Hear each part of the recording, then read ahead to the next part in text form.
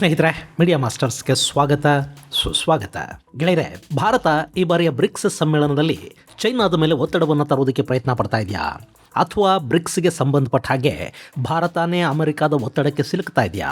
BRICS currency ಅನ್ನೋದು ಯಾವತ್ತಿಗೂ ಹುಟ್ಟದ ಹಾಗೆ ಅಮೆರಿಕ ಭಾರತದ ಮೂಲಕ ಒತ್ತಡವನ್ನು ಹೇರ್ತಾ ಇದೆಯಾ? ಈ ಬಾರಿಯ ಬ್ರಿಕ್ಸ್ ಸಮ್ಮೇಳನಕ್ಕೆ ರಷ್ಯಾದ ಅಧ್ಯಕ್ಷ ಪುತಿನ್ ಹಾಗೂ ಚೈನಾದ ಶಿ ಜಿನ್ಪಿಂಗ್ ನಿಜಕ್ಕೂ ಬರ್ತಾರಾ? ಸಮ್ಮೇಳನಕ್ಕಿನ್ನೂ 1 ತಿಂಗಳು ಮಾತ್ರ ಬಾಕಿ ಇರೋ ಹೊತ್ತಲ್ಲಿ ಚೈನಾ ಹಾಗೂ ಭಾರತದ ನಡುವೆ ನಡೀತಿರೋ ಆ ಗೇಮ್ ಆದರೂ ಏನು? ಬನ್ನಿ ನೋಡೋಣ.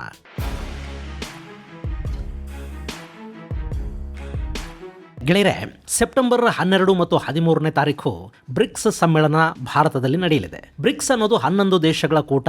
ಅದರ ವಾರ್ಷಿಕ ಸಮ್ಮೇಳನ ಪ್ರತಿ ವರ್ಷ ಅದರ ಒಂದೊಂದು ಸದಸ್ಯ ದೇಶದಲ್ಲಾಗುತ್ತೆ. ಆ ದೇಶ ಆ ವರ್ಷಕ್ಕೆ ಬ್ರಿಕ್ಸ್ನ ಅಧ್ಯಕ್ಷತೆಯನ್ನ ಮತ್ತು ಸಮ್ಮೇಳನದ ಆತಿಥ್ಯವನ್ನು ವಹಿಸಿಕೊಳ್ಳುತ್ತೆ. ಕಳೆದ ವರ್ಷ ಅದು ಬ್ರೆಜಿಲ್ನಲ್ಲಿ ನಡೆದಿತ್ತು. ಈ ವರ್ಷ ಭಾರತದಲ್ಲಿ ಬ್ರಿಕ್ಸ್ ಸಮ್ಮೇಳನ ನಡೀತಾ ಇದೆ. ಸಾಮಾನ್ಯವಾಗಿ ಬ್ರಿಕ್ಸ್ ಸಮ್ಮೇಳನದಲ್ಲಿ ಸದಸ್ಯ ದೇಶಗಳ ಮುಖ್ಯಸ್ಥರು ಭಾಗಿಯಾಗ್ತಾರೆ. ಅದಕ್ಕೂ ಮೊದಲೇ ಅಲ್ಲಿ ವಿವಿಧ ಇಲಾಖೆಗಳ ಸಚಿವರು, ರಾಜತಾಂತ್ರಿಕರು ಸಭೆ ಸೇರ್ತಾ ಹೋಗ್ತಾರೆ. ಜಾಗತಿಕ ವಿದ್ಯಮಾನಗಳು ಹಾಗೂ ಬ್ರಿಕ್ಸ್ ದೇಶಗಳ ಅಭಿವೃದ್ಧಿ, ದ್ವಿಪಕ್ಷೀಯ ಸಂಬಂಧಗಳು ಇವೆಲ್ಲವನ್ನ ಗಮನದಲ್ಲಿಟ್ಟುಕೊಂಡು ಯಾವ ಒಪ್ಪಂದಗಳು, ಯಾವ ನಿರ್ಣಯಗಳು ಅಲ್ಲಾಗಬೇಕು ಅನ್ನೋ ಡ್ರಾಫ್ಟ್ ಎಲ್ಲ ಸಿದ್ಧ ಆಗುತ್ತೆ. ಇನ್ನು ದೇಶಗಳ ಮುಖ್ಯಸ್ಥರು ಕಡೆಯ 2 ದಿನದ ಸಮ್ಮೇಳನಕ್ಕೆ ಬರ್ತಾರಲ್ಲ, ಆಗ ಅದಕ್ಕೆ ಸಹಿ ಬೀಳುತ್ತೆ. ಆಮೇಲೆ ಅದನ್ನು ಜಾರಿಗೊಳಿಸೋ ಪ್ರಕ್ರಿಯೆಗಳು. ಸೊ ಈ ಬಾರಿಯ ಸಮ್ಮೇಳನಕ್ಕೆ ಪುತಿನ್ ಮತ್ತು ಶಿ ಜಿನ್ಪಿಂಗ್ ಬರಬಹುದು ಅಂತ ಭಾವಿಸಲಾಗ್ತಾ ಇದೆ. ಮತ್ತೊಂದು ಕಡೆ ಈ ಬಾರಿಯ ಸಮ್ಮೇಳನಕ್ಕೆ ಶಿ ಜಿನ್ಪಿಂಗ್ ಬರೋದು ಅನುಮಾನ ಅಂತ ಹೇಳೋದಕ್ಕೆ ಬೇಕಾದ ಒಂದಷ್ಟು ಘಟನೆಗಳು ಕೂಡ ನಡೀತಾ ಇವೆ. ಗೆಳೆಯರೆ, ಇಲ್ಲಿ ಬ್ರಿಕ್ಸ್ ಶುರುವಾಗ್ತಾ ಇರೋ ಹೊತ್ತಲ್ಲೇ ಭಾರತದ ಮೇಲೆ ಅಮೆರಿಕದ ಒತ್ತಡ ಕೂಡ ಹೆಚ್ಚಾಗ್ತಾ ಹೋಗ್ತಾ ಇರೋ ಕಾಣ್ತಾ ಇದೆ. ಮೊನ್ನೆ ಅಮೆರಿಕದ ಸೀನಿಯರ್ ಸೆನೆಟರ್ ಲಿಂಡ್ಸೆ ಗ್ರಾಹಂ ಎಂಬಾತ ಯುಕ್ರೇನಿಗೆ ಹೋಗಿ ವಾಪಸ್ಸು ಬಂದ ಬೆನ್ನಲ್ಲೇ ಹೃದಯಾಘಾತಕ್ಕೀಡಾಗಿ ಸಾವಿಗೀಡಾಗಿದ್ದು ನಿಮಗೆ ನೆನಪಿರಬೇಕು. ಆತ ಸಾಯೋ ಮೊದಲು ಒಂದು ರಷ್ಯಾನ ಕೇಂದ್ರೀಕರಿಸಿದ ಬಿಲ್ ಅನ್ನ ಮಂಡಿಸೋದಕ್ಕೆ ಸಿದ್ಧತೆಗಳನ್ನು ಮಾಡಿಕೊಂಡಿದ್ದ.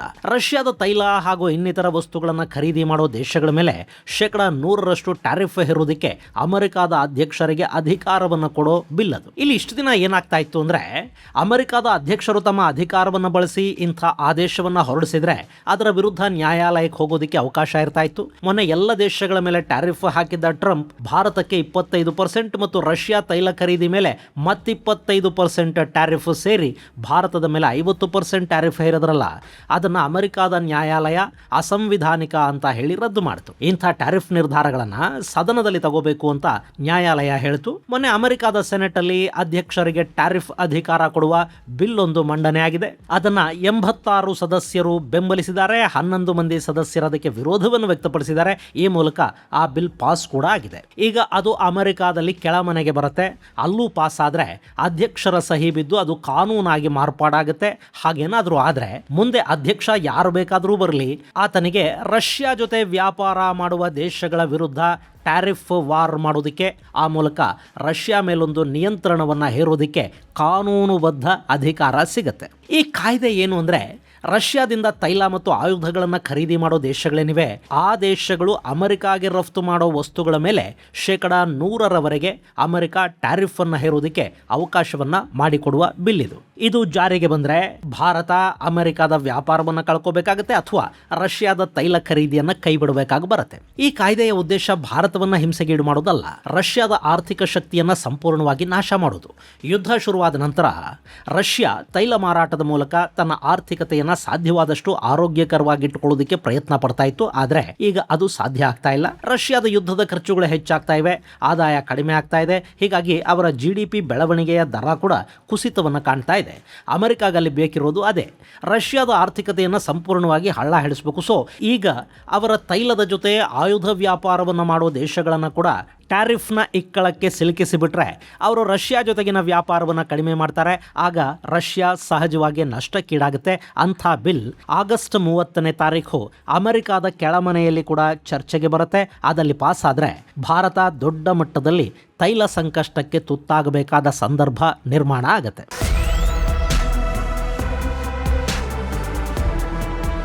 ಇನ್ನು ಇದೇ ಸಂದರ್ಭದಲ್ಲಿ ಡಾಲರ್ ಮೇಲಿನ ಡಿಪೆಂಡೆನ್ಸಿಯನ್ನು ಕಡಿಮೆ ಮಾಡ್ಕೊಳ್ಳೋದಕ್ಕೆ ಬ್ರಿಕ್ಸ್ ಕರೆನ್ಸಿಯನ್ನು ಜಾರಿ ಮಾಡೋ ಬಗ್ಗೆ ರಷ್ಯಾ, ಚೈನಾಗಳು ಪ್ರಪೋಸ್ ಮಾಡ್ತಾ ಇದ್ವು. ಭಾರತ ಸಮ್ಮೇಳನ ಶುರುವಾಗೋ ಮೊದಲೇ ನಾವು ಬ್ರಿಕ್ಸ್ ಕರೆನ್ಸಿಯನ್ನು ಬೆಂಬಲಿಸೋದಿಲ್ಲ ಅನ್ನೋ ಥರ ಹೇಳಿದೆ. ಈ ಹಿಂದೆ ಕೂಡ ಭಾರತ ಇದೇ ಮಾತನ್ನು ಹೇಳಿತ್ತು. ಈಗ ಮತ್ತೆ ಅದನ್ನೇ ಭಾರತ ಹೇಳಿದೆ. ಇಲ್ಲಿ ಬ್ರಿಕ್ಸ್ ಕರೆನ್ಸಿಯನ್ನು ನಾವು ಬೆಂಬಲಿಸೋದಿಲ್ಲ ಅನ್ನೋ ಭಾರತದ ಮಾತುಗಳನ್ನು ಕೇಳ್ತಾ ಇದ್ರೆ ಇಲ್ಲಿ ಭಾರತ ಕರೆನ್ಸಿಯ ವಿಷಯದಲ್ಲಿ ಅಮೆರಿಕಾದ ಒತ್ತಡಕ್ಕೆ ಸಿಲುಕ್ತಾ ಇದೆಯಾ ಅನ್ನೋ ಅನುಮಾನ ಉಂಟಾಗದೇ ಇರುವುದಿಲ್ಲ. ಇಂಥ ಸಂದರ್ಭದಲ್ಲೇ ಬ್ರಿಕ್ಸ್ ಸಮ್ಮೇಳನಕ್ಕೆ ಪುತಿನ್ ಬರ್ತಾರೆ ಅನ್ನೋದನ್ನ ರಷ್ಯಾ ಖಚಿತಪಡಿಸಿದೆ. ಕಳೆದ ಬಾರಿ ಬ್ರೆಜಿಲ್ಗೆ ಪುತಿನ್ ಹೋಗಲಿಲ್ಲ, ಅದಕ್ಕೆ ಕಾರಣಗಳು ಬೇರೆನೇ ಇದ್ವು. ಭಾರತಕ್ಕೆ ಬರೋದಕ್ಕೆ ಅಂತ ಯಾವ ಕಾರಣಗಳು ಇಲ್ಲ. ಆದರೆ ರಷ್ಯಾನ ಗಮನದಲ್ಲಿಟ್ಟುಕೊಂಡು ಅಮೆರಿಕ ಭಾರತದ ಮೇಲೆ ಒತ್ತಡಗಳನ್ನ ಹೇರ್ತಾ ಇದ್ದಾರೆ ಅನ್ನೋದನ್ನ ಪುತಿನ್ ಕೂಡ ಗಮನಿಸ್ತಾ ಇದ್ದಾರೆ. ಈ ಹಿನ್ನೆಲೆಯಲ್ಲಿ ಭಾರತಕ್ಕೆ ಈ ಬಾರಿಯ ಪುತಿನ್ ಭೇಟಿ ಅನ್ನೋದು ಅತ್ಯಂತ ಮಹತ್ವವನ್ನು ಪಡ್ಕೊಳ್ಳುತ್ತೆ. ಇನ್ನು ಚೈನಾ ಗೆಳೆಯರೆ, ಇಷ್ಟು ದಿನ ಭಾರತ ಮತ್ತು ಚೈನಾ ನಡುವೆ ಭೇಟಿಗಳು, ವೇದಿಕೆಗಳು ಹಂಚಿಕೊಳ್ಳೋ ಸಂದರ್ಭಗಳು ಬರ್ತಾ ಇವೆ ಅಂದ ಕೂಡಲೇ ಚೈನಾ ಭಾರತದ ಮೇಲೆ ಗಡಿ ಒತ್ತಡವನ್ನು ಹೇರೋದಕ್ಕೆ ಶುರು ಮಾಡ್ತಾ ಇತ್ತು. ಆದರೆ ಈಗ ಭಾರತವೇ ಚೈನಾಗೆ ಅದರದ್ದೇ ತಂತ್ರವನ್ನು ರಿವರ್ಸ್ ಅಪ್ಲೈ ಮಾಡ್ತಾ ಇದ್ದಂತೆ ಕಾಣ್ತಾ ಇದೆ. ನಿಮಗೆ ಗೊತ್ತಿರಬೇಕು, ಅರುಣಾಚಲ ಪ್ರದೇಶದಲ್ಲಿ ಕಳೆದ ಕೆಲ ವರ್ಷಗಳಿಂದ ಚೈನಾ ಅಲ್ಲಿನ ಒಂದಷ್ಟು ಪ್ರದೇಶಗಳ ಹೆಸರನ್ನ ಬದಲಿಸುವ ಕೆಲಸವನ್ನು ಮಾಡ್ತಾ ಬರ್ತಾ ಇದೆ. ಇಡೀ ಅರುಣಾಚಲವನ್ನ ಅವರು ಸಂಗ್ನಾಂಗ್ ಅಂತ ಕರೀತಾರೆ. ಅವರ ಪ್ರಕಾರ ಅರುಣಾಚಲ ಪ್ರದೇಶ ಟಿಬೆಟ್ನ ಒಂದು ಭಾಗ. ಹಾಗಂತ ಚೈನಾ ಕ್ಲೈಮ್ ಮಾಡುತ್ತೆ. ಇನ್ನು ಭಾರತ ಮತ್ತು ಚೈನಾ ನಡುವೆ ಇರೋ ಮೆಕ್ಮಹೋನ್ ಗಡಿ ರೇಖೆ ಏನಿದೆ ಅದನ್ನ ಚೈನಾ ಯಾವತ್ತೂ ಒಪ್ಪಿಲ್ಲ. ಬ್ರಿಟಿಷ್ ಭಾರತ ಗಡಿ ಒಪ್ಪಂದವನ್ನ ಮಾಡ್ಕೊಂಡಿದ್ದು ಟಿಬೆಟ್ ಜೊತೆ. ಅವತ್ತು ನಮ್ಮನ್ನು ಅವರು ಕೇಳಲಿಲ್ಲ, ಹೀಗಾಗಿ ಆ ಒಪ್ಪಂದವನ್ನ ನಾವು ಒಪ್ಪೋದಿಲ್ಲ ಅನ್ನೋದು ಚೈನಾದ ತಕರಾರು. ಇನ್ನು ವಿಶೇಷವಾಗಿ ಟಿಬೆಟ್ನ ದಲೈಲಾಮಾ ಕಾರಣಕ್ಕೆ ಅರುಣಾಚಲದ ವಿಷಯದಲ್ಲಿ ಚೈನಾ ತಕರಾರು ಮಾಡುತ್ತೆ. ಟಿಬೆಟ್ ಅಲ್ಲಿನ ಬೌದ್ಧರೇನಿದ್ದಾರೆ ಅವರ ಅತ್ಯಂತ ಪವಿತ್ರ ಬೌದ್ಧ ದೇಗುಲವೊಂದು ಅರುಣಾಚಲ ಪ್ರದೇಶದ ತವಾಂಗ್ ಅಲ್ಲಿದೆ.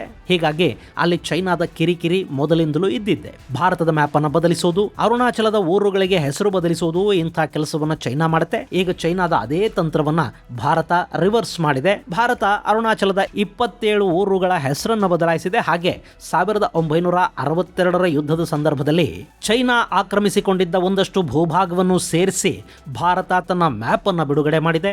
ಈ ಮೂಲಕ ಚೈನಾಗೆ ಅದರದ್ದೇ ಭಾಷೆಯಲ್ಲಿ ಉತ್ತರ ಕೊಡೋ ಕೆಲಸವನ್ನ ಭಾರತ ಮಾಡ್ತಾ ಇದೆ. ಇಲ್ಲಿ ಕೂಡ ಬ್ರಿಕ್ಸ್ ಸಮ್ಮೇಳನಕ್ಕೆ ಇನ್ನೊಂದು ತಿಂಗಳು ಬಾಕಿ ಇದೆ ಅನ್ನುವಾಗ ಭಾರತ ಇದೆಲ್ಲವನ್ನ ಮಾಡ್ತಾ ಹೋಗ್ತಾ ಇದೆ. ಈ ಬಗ್ಗೆ ಈಗ ಚೈನಾ ಬಾಯ್ ಬಡ್ಕೊಳ್ಳೋದಕ್ಕೆ ಶುರು ಮಾಡಿದೆ. ಅಷ್ಟೇ ಅಲ್ಲ, ಚೈನಾಗೆ ಮರ್ಮಾಘಾತ ಆಗೋ ಥರದ ಇನ್ನೂ ಒಂದು ಕೆಲಸವನ್ನ ಭಾರತ ಮಾಡಿದೆ. ಅದರ ಹೆಸರು ಜಪಾನ್ ಜೊತೆಗಿನ ಜಂಟಿ ಸಮರಾಭ್ಯಾಸ.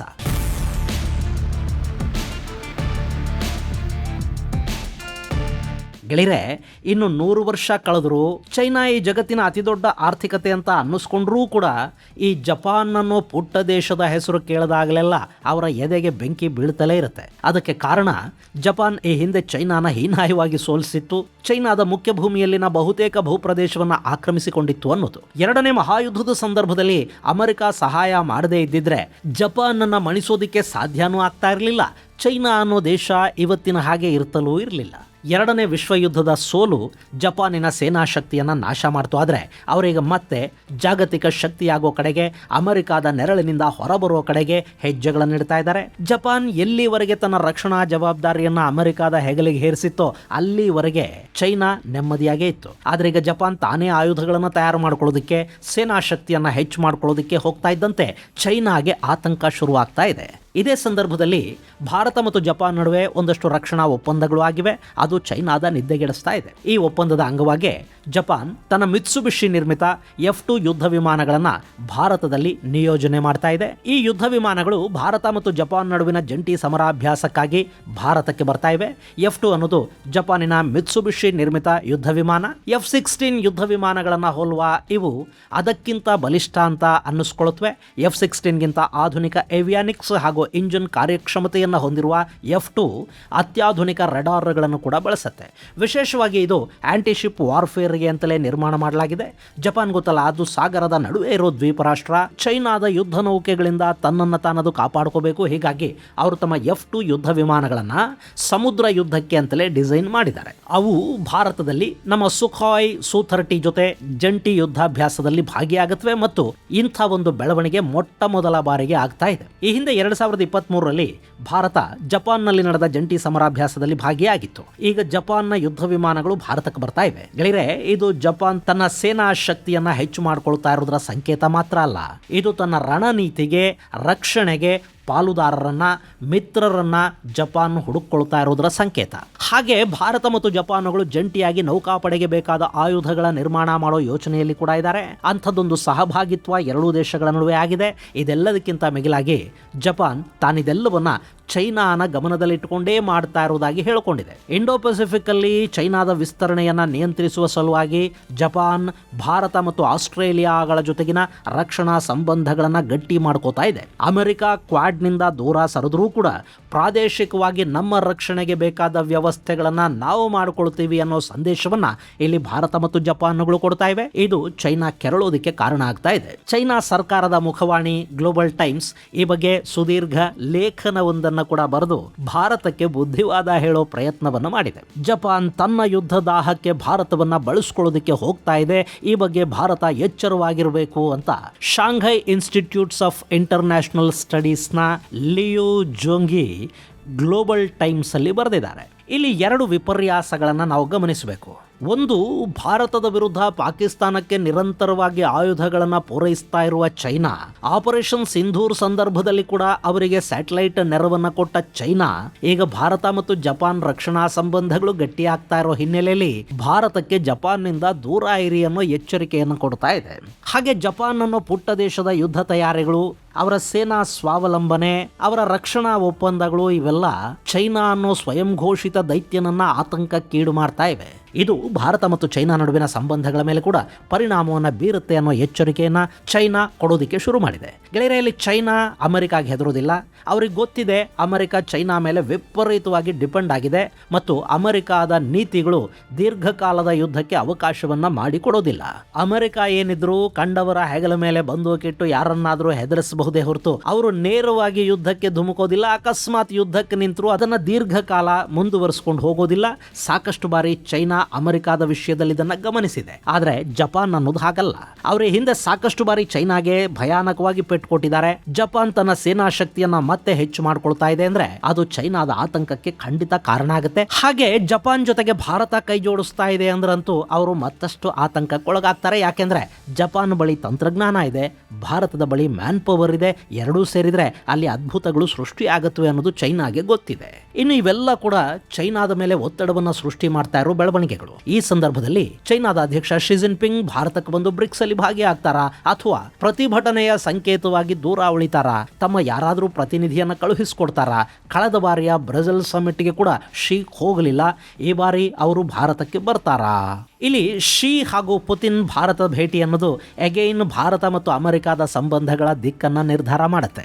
ಭಾರತ ಇಲ್ಲಿ ಅಮೆರಿಕ ಮತ್ತು ರಷ್ಯಾ ಎರಡರ ಜೊತೆಗೂ ಸಂಬಂಧಗಳನ್ನು ಇಟ್ಕೊಂಡು ಎರಡನ್ನೂ ಬ್ಯಾಲೆನ್ಸ್ ಮಾಡ್ಕೊಂಡು ಹೋಗಬೇಕು ಅಂತಲೇ ಬಯಸುತ್ತೆ. ಸೊ ಭಾರತದ ದೃಷ್ಟಿಯಿಂದ ಪುತಿನ್, ಶಿ ಇಬ್ಬರು ಈ ಬಾರಿಯ ಬ್ರಿಕ್ಸ್ ಸಮ್ಮೇಳನದಲ್ಲಿ ಭಾಗಿಯಾಗಬೇಕು. ಅವರು ಬರದೇ ಇದ್ರೆ ಅಮೆರಿಕಾಗೆ ಖುಷಿಯಾಗತ್ತೆ. ಅಮೆರಿಕಾದ ಉದ್ದೇಶಗಳು ಈಡೇರಿದ ಹಾಗೆ ಕಾಣೋದಕ್ಕೆ ಇದು ಕಾರಣ ಕೂಡ ಆಗತ್ತೆ. ಇಲ್ಲಿ ಬ್ರಿಕ್ಸ್ ಬಲಹೀನವಾಗಿ ಕಾಣಿಸಿದಷ್ಟು ಅದರಿಂದ ಖುಷಿ ಆಗೋದು ಅಮೆರಿಕಾನೇ. ಈ ಕಾರಣಕ್ಕಾಗಿ ಆದರೂ ಶಿ ಮತ್ತು ಪುತಿನ್ ಭಾರತಕ್ಕೆ ಈ ಬಾರಿ ಭೇಟಿ ಕೊಡಬೇಕು.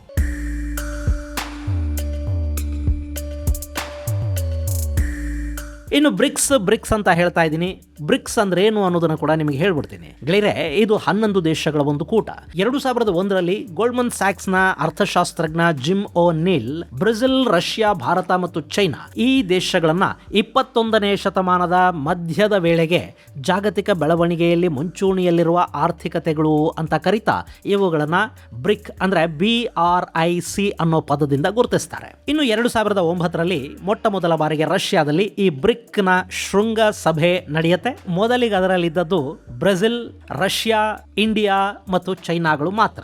ಆ ನಂತರ ಸೌತ್ ಆಫ್ರಿಕಾ ಇದಕ್ಕೆ ಸೇರ್ಪಡೆ ಆಗುತ್ತೆ. ಆಗ ಇದಕ್ಕೊಂದು ಎಸ್ ಸೇರ್ಪಡೆಯಾಗಿ ಇದು ಬ್ರಿಕ್ಸ್ ಅನ್ನಿಸ್ಕೊಳ್ಳುತ್ತೆ. ಇನ್ನು ಈಗ ಬ್ರೆಜಿಲ್, ರಷ್ಯಾ, ಭಾರತ, ಚೈನಾ ಮತ್ತು ಸೌತ್ ಆಫ್ರಿಕಾಗಳ ಜೊತೆ ಈಜಿಪ್ಟ್, ಇಥಿಯೋಪಿಯಾ, ಇಂಡೋನೇಷ್ಯಾ, ಇರಾನ್ ಹಾಗೂ UAEಗಳು ಸೇರ್ಕೊಂಡಿವೆ. ಸೌದಿ ಅರೇಬಿಯಾ ಕೂಡ ಬ್ರಿಕ್ಸ್ನ ಸದಸ್ಯತ್ವವನ್ನು ಪಡ್ಕೊಂಡಿದೆ. ಆದರೂ ಅಧಿಕೃತವಾಗಿ ಅವರು ಆ ಸದಸ್ಯತ್ವವನ್ನು ಇನ್ನೂ ಒಪ್ಪಿಕೊಂಡಿಲ್ಲ. ಅಮೆರಿಕಾದ ಒತ್ತಡಗಳಿಗೆ ಸೌದಿ ಹೆದರ್ತಾ ಇದೆ. ಹೀಗಾಗಿ ಸೌದಿಯನ್ನ ಪೂರ್ಣ ಪ್ರಮಾಣದ ಬ್ರಿಕ್ಸ್ನ ಸದಸ್ಯ ರಾಷ್ಟ್ರ ಅಂತ ಭಾವಿಸಬೇಕಾ ಬೇಡವಾ ಅನ್ನೋ ಗೊಂದಲ ಇನ್ನೂ ಕೂಡ ಹಾಗೆ ಉಳ್ಕೊಂಡಿದೆ. ಹಾಗೆ 2024ರ ಕಜಾನ್ ಶೃಂಗಸಭೆಯಲ್ಲಿ ಬೆಲಾರೂಸ್, Bolivia, Cuba, Kazakhstan, Malaysia, Nigeria, Thailand, Uganda, Uzbekistan ಮತ್ತು ವಿಯೆಟ್ನಾಂಗಳು ಬ್ರಿಕ್ಸ್ನ ಅಧಿಕೃತ ಪಾಲುದಾರ ರಾಷ್ಟ್ರಗಳು ಅನ್ನಿಸ್ಕೊಂಡ್ವು. ಇನ್ನು ಈ ಬಾರಿ ಅಂದ್ರೆ 2026ರಲ್ಲಿ ಭಾರತ ಬ್ರಿಕ್ಸ್ನ ಅಧ್ಯಕ್ಷತೆಯನ್ನ ವಹಿಸಿದೆ. ಈ ಮೂಲಕ ಭಾರತ 4ನೇ ಬಾರಿಗೆ ಬ್ರಿಕ್ಸ್ ಅಧ್ಯಕ್ಷತೆಯನ್ನ ವಹಿಸ್ತಾ ಇರೋ ರಾಷ್ಟ್ರ ಅನ್ನಿಸ್ಕೊಳ್ತಾ ಇದೆ. 2012ರಲ್ಲಿ, 2016, 2021ರಲ್ಲಿ ಭಾರತ ಬ್ರಿಕ್ಸ್ನ ಅಧ್ಯಕ್ಷತೆಯನ್ನು ವಹಿಸಿತ್ತು. ಈಗ 2026ರಲ್ಲಿ ಮತ್ತೆ ಬ್ರಿಕ್ಸ್ ಅಧ್ಯಕ್ಷತೆಯನ್ನು ವಹಿಸಿರುವ ಭಾರತ ಬ್ರಿಕ್ಸ್ ಸಮ್ಮೇಳನದ ಆತಿಥ್ಯವನ್ನು ಕೂಡ ವಹಿಸ್ತಾ ಇದೆ. ಇನ್ನು ಆರ್ಥಿಕತೆಯ ವಿಷಯದಲ್ಲಿ ಹೇಳೋದಾದ್ರೆ, ಜಾಗತಿಕ ಆರ್ಥಿಕತೆಯ 49.5% ಬ್ರಿಕ್ಸ್ ದೇಶಗಳ ಪಾಲುದಾರಿಕೆ ಇದೆ. ಅಂತಾರಾಷ್ಟ್ರೀಯ ವ್ಯಾಪಾರದಲ್ಲಿ ಬ್ರಿಕ್ಸ್ ರಾಷ್ಟ್ರಗಳು ಸುಮಾರು 26% ಪಾಲುದಾರಿಕೆಯನ್ನು ಹೊಂದಿವೆ. ಹೀಗಾಗಿ ಈ ಬ್ರಿಕ್ಸ್ ಕೂಟ ಅನ್ನೋದು ಜಾಗತಿಕವಾಗಿ ಅತ್ಯಂತ ಬಲಿಷ್ಠ ಕೂಟ ಅನ್ನಿಸ್ಕೊಳ್ಳುತ್ತೆ. ಜಾಗತಿಕ ವ್ಯಾಪಾರದಲ್ಲಿ 26% ಪಾಲನ್ನ ಹೊಂದಿರುವ ಈ ಬ್ರಿಕ್ಸ್ ದೇಶಗಳು ತಮ್ಮದೇ ಆದ ಕರೆನ್ಸಿಯನ್ನ ಮಾಡ್ಕೋಬೇಕು ಅನ್ನೋ ಉದ್ದೇಶವನ್ನು ಕೂಡ ಹೊಂದಿವೆ. ಈ ಹಿಂದೆ ರಷ್ಯಾದ ಅಧ್ಯಕ್ಷ ಪುತಿನ್ ಇಂಥದೊಂದು ಪ್ರಸ್ತಾಪವನ್ನು ಮುಂದಿಟ್ಟಿದ್ದಷ್ಟೇ ಅಲ್ಲ, ಒಂದು ಬ್ರಿಕ್ಸ್ ಕರೆನ್ಸಿಯನ್ನ ಅವರು ಕೈಯಲ್ಲಿ ಹಿಡ್ಕೊಂಡಿದ್ದ ಚಿತ್ರಗಳು ಕೂಡ ವಿಪರೀತ ಪ್ರಮಾಣದಲ್ಲಿ ವೈರಲ್ ಆಗಿದ್ವು. ಬ್ರಿಕ್ಸ್ ಕರೆನ್ಸಿ ಒಂದು ಶುರುವಾದ್ರೆ ಅಮೆರಿಕಾದ ಡಾಲರ್ ಮೇಲಿನ ನಿರ್ಭರತೆ ದೊಡ್ಡ ಪ್ರಮಾಣದಲ್ಲಿ ಕಡಿಮೆ ಆಗುತ್ತೆ. ಹಾಗೇನಾದ್ರೂ ಆದ್ರೆ ಬ್ರಿಕ್ಸ್ ದೇಶಗಳು ತಮ್ಮದೇ ಆದ ಕರೆನ್ಸಿಯನ್ನ ಮಾಡಿಕೊಳ್ಳೋದಕ್ಕೆ ಮುಂದಾದ್ರೆ ಅಮೆರಿಕಾದ ನಿರ್ಬಂಧಗಳನ್ನ ಎದುರಿಸಬೇಕಾಗಿ ಬರುತ್ತೆ ಅನ್ನೋ ತರದ ಧಮಕಿಯನ್ನ ಅಮೆರಿಕ ಕೊಡ್ತಲೇ ಬರ್ತಾ ಇದೆ. ಇಲ್ಲಿ ಬ್ರಿಕ್ಸ್ ಕರೆನ್ಸಿ ಅನ್ನೋದು ಅಮೆರಿಕಾದ ಆರ್ಥಿಕತೆಗೆ ದೊಡ್ಡ ಥ್ರೆಟ್ ಅಂತ ಅನ್ನಿಸ್ಕೊಳುತ್ತೆ. ಹೀಗಾಗಿನೇ ಭಾರತ ಅಮೆರಿಕ ಹಾಗೂ ರಷ್ಯಾಗಳ ಜೊತೆಗಿನ ಸಂಬಂಧವನ್ನ ಸಮತೋಲನದಲ್ಲಿ ಕಾಪಾಡಿಕೊಳ್ಳೋ ನಿಟ್ಟಲ್ಲಿ ಬ್ರಿಕ್ಸ್ ಕರೆನ್ಸಿಯ ವಿಷಯದಲ್ಲಿ ಸ್ವಲ್ಪ ಹಿಂದೇಟನ್ನ ಹಾಕ್ತಾ ಬರ್ತಾ ಇದೆ. ಇದು ಗೆಳೆಯರೆ ಬ್ರಿಕ್ಸ್ ಹಾಗೂ ಭಾರತದಲ್ಲಿ ನಡೀತಾ ಇರುವ ಬ್ರಿಕ್ಸ್ ಸಮ್ಮೇಳನ ಮತ್ತು ಅದರಲ್ಲಿ ಶಿ ಜಿನ್ಪಿಂಗ್ ಭಾಗಿ ಆಗ್ತಾರಾ ಅನ್ನೋ ಅನುಮಾನಗಳಿಗೆ ಕಾರಣವಾಗ್ತಾ ಇರೋ ಅಂಶಗಳಿಗೆ ಸಂಬಂಧಪಟ್ಟ ಒಂದಷ್ಟು ಮಾಹಿತಿ. ಮುಂದಿನ ಸಂಚಿಕೆಯಲ್ಲಿ ಮತ್ತಷ್ಟು ವಿಶೇಷಗಳ ಜೊತೆ ಮತ್ತೆ ಭೇಟಿಯಾಗೋಣ. ಅಲ್ಲಿವರೆಗೆ ಜೈ ಹಿಂದ್, ಜೈ ಕರ್ನಾಟಕ.